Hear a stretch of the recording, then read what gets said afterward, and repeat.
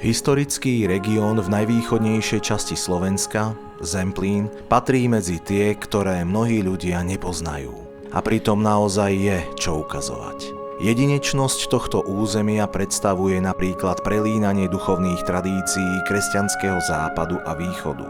Nájsť tu tak možno kamenné či drevené kostoly alebo chrámy rôznych vierovyznaní, postavené na rovine či na menších vyvýšeninách, od románskych až po moderné, nezriedka v blízkosti či vedľa seba.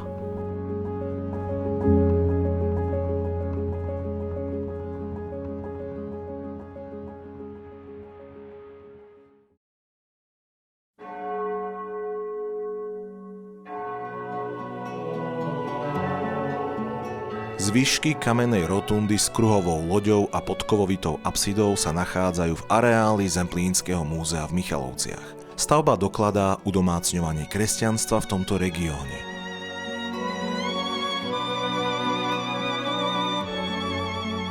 Rímskokatolícky farský kostol v susedstve rotundy dali koncom 13. storočia postaviť páni z Michaloviec. Koncom 17.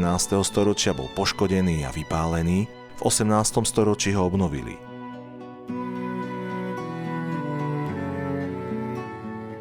V interiéri chrámu možno vidieť gotické pastofórium, neskoro renesančný epitaf neznámeho šľachtica, barokový oltár z roku 1721 s mladším oltárnym obrazom, rokokovú kazateľnicu či patronátnu lavicu z 19. storočia. Do dnešných dní sa zachoval i gotický zvon v kostolnej veži. Na svahu dvojitého kopca s názvom Malý a Veľký Senderov nájdeme zakonzervované zvyšky stredovekého kostolíka, datovaného do 11. až 13. storočia.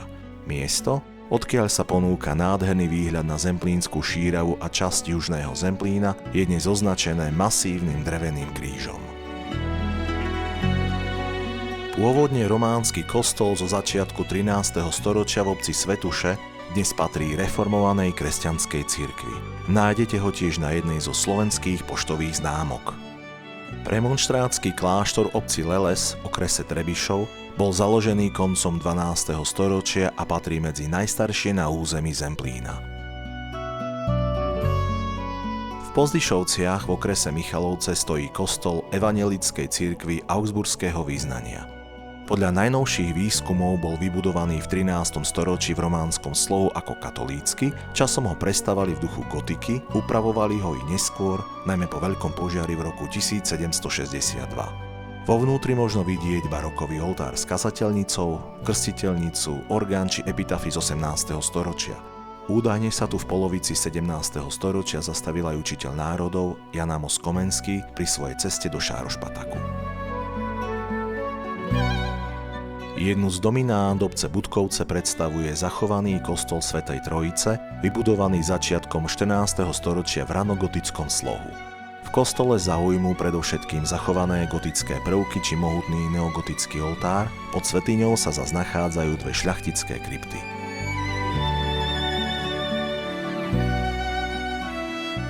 Rímskokatolícky kostol svätej Anny v obci Vinné bol vystavaný koncom 13. storočia v ranogotickom slohu. Spomedzi zaujímavostí možno spomenúť honosné kamenné pastofórium, štýlovo blízke dielni Košického dómu, či epitafy zo 16. a 17. storočia v interiéri, z ktorých pomerne kuriózna je náhrobná doska Ondreja Edenfiho. Okrem daného šľachtica tu zrejme neškolený kamenár zobrazil aj 3 jeho manželky z Ermy a deti.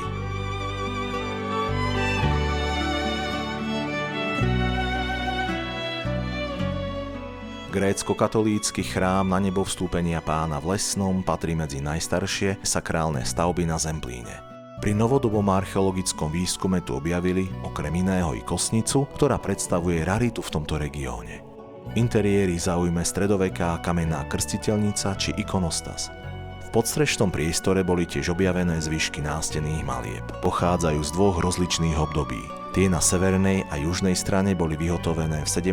až 18. storočí nanášaním farieb na suchú omietku. V oblúku nad oltárom sa zas nachádza maľba z prvej polovice 15. storočia, zrealizovaná technikou al fresco, teda viacnásobným nanášaním farebných pigmentov na mokrú omietku. Drevený grécko-katolícky chrám svätého Mikuláša biskupa v Ruskej Bystrej v okrese Sobrance bol postavený v prvej polovici 18. storočia. 5-radový ikonostáz bol zrejme pôvodne zhotovený pre iný chrám. Časť ikon sa totiž netradične nachádza na bočných stenách a strope, vzácna je aj ikona na prestole, oltári. V roku 2008 bol tento chrám zapísaný do zoznamu svetového kultúrneho dedičstva UNESCO.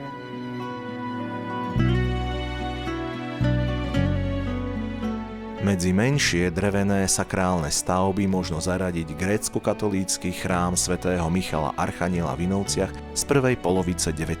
storočia. Zaujímavosť predstavuje neúplný asymetrický ikonostas, pravdepodobne pôvodne zhotovený pre iný sakrálny objekt. Okrem niekoľkých chýbajúcich ikon má iba jedny diakonské dvere vľavo, ikony sú tiež výrazne poznačené vplyvom západnej maľby. Klokočovský grécko-katolícky chrám Zosnutia Presvätej Bohorodičky patrí medzi najvýznamnejšie pútnické miesta veriacich východného obradu na Zemplíne. Vo vnútri uchováva jednu z dvoch druhých kópií ikony Bohorodičky, ktorá podľa tradície v roku 1670 po zneúctení vojakmi začala slziť. V marci 2021 Svätá stolica oficiálne vyhlásila Klokočovskú Pannu Máriu za patrónku Zemplína. Rímskokatolícky kostol na nebovzatia Panny Márie v Starom bol postavený v prvej polovici 19. storočia v klasicistickom slohu na mieste zrúcaného starého chrámu. Okrem vnútornej výzdoby a mobiliáru pribudli i vitráže v oknách či nadrozmerné stvárnenie svätých Cyrila a Metoda na prednej fasáde po oboch stranách hlavného vchodu. Pod oltárnou časťou sa nachádza zvonku prístupná podzemná krypta, kde sú uložené telesné pozostatky členov rodiny Stárajovcov a ich príbuzných, svetských patrónov kostola. Neogotická kaplnka svätého Antona Paduánskeho na Hrádku v Michalovciach je voľnou kópiou gotickej kaplnky svätého Michala v Košiciach.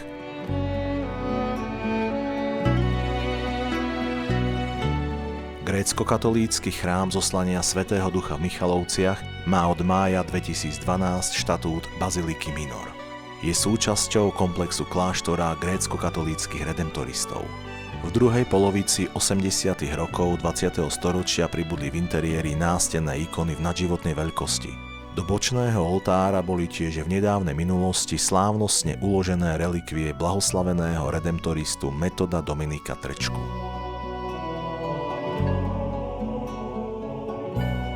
Pravoslávny katedrálny chrám svätých Cyrila a Metoda v Michalovciach bol vybudovaný v 90. rokoch 20. storočia v štýle, ktorý vychádza z byzantského vzoru. V interiéri zaujme ikonostas a veľkoplošná ikonografická výzdoba stien, zhotovená ruskými majstrami, uložené sú tu i relikvie viacerých svätcov. Isté obdobie v roku je v bočnom kivote uložený aj tzv. Rebrínsky kríž. Zemplín je naozaj bohatý na sakrálne pamiatky z rôznych historických období. Najlepšie je však osobne sa tu zastaviť. Jednoducho, Zemplín treba zažiť.